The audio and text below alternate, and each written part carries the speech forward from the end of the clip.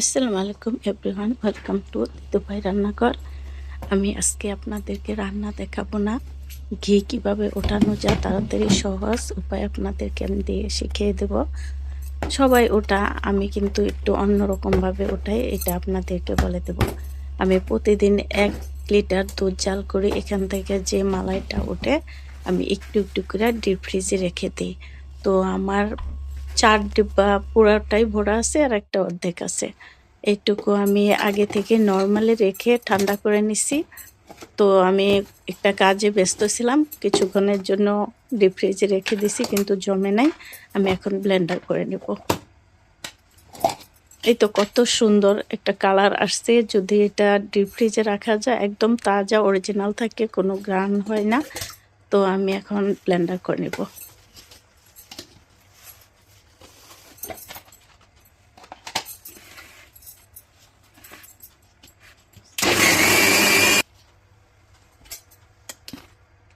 এই দেখেন মালাইটা বেরিয়ে আসছে।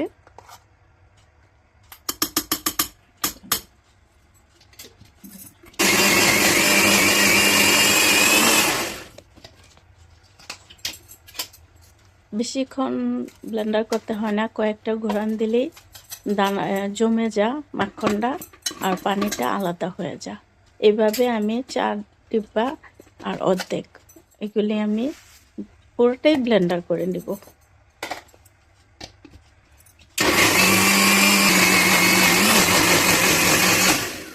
কারো কাছে ব্লেন্ডার না থাকলে শিলপাটাও বেটে নিতে পারেন। এই যে দেখেন কত সুন্দর করে মাখনটা আলাদা হয়ে গেছে, পানিটা আলাদা হয়ে গেছে।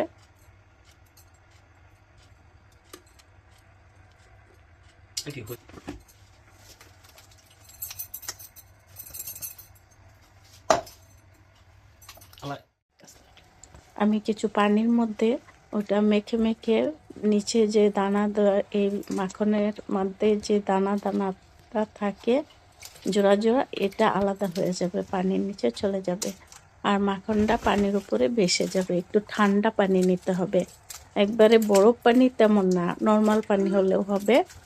তো পানি গরম থাকলে এটা গলে যাবে, এই জন্যই নর্মাল ঠান্ডা পানিতে আস্তে আস্তে করে একটু মেখে মেখে পরিষ্কার করে নিতে হবে।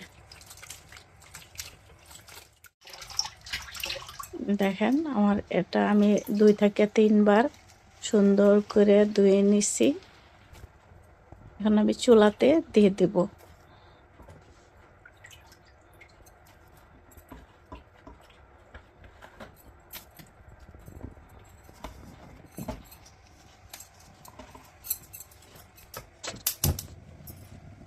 আমি প্যানে আগুন ধরিয়ে দিলাম। তো আস্তে আস্তে ঘিগুলি বেরিয়ে আসছে, দেখেন কত সুন্দর করে ঘিগুলি বেরিয়ে আসছে। কিছুক্ষণের মধ্যেই আমার ঘিটা চলে আসবে।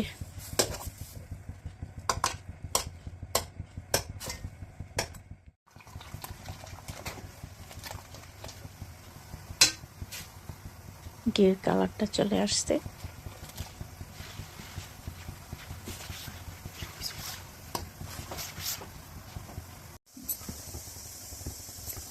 যে পানিটা ছিল পানির মধ্যে কত দানা দানা নিচে পড়ছে এটা আমি দেখিয়ে দিলাম।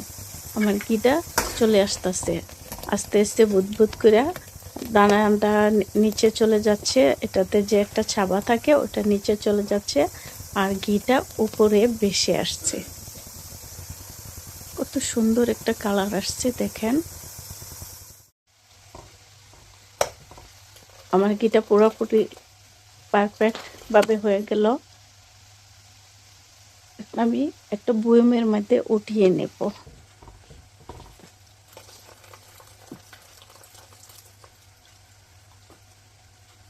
একদম মধুর মতো একটা কালার আসছে, কত সুন্দর। দেখেন কালারটা একদম মধুর মতো।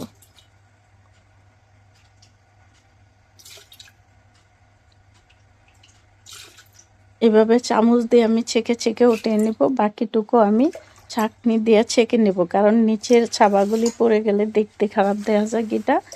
এই জন্যই আমি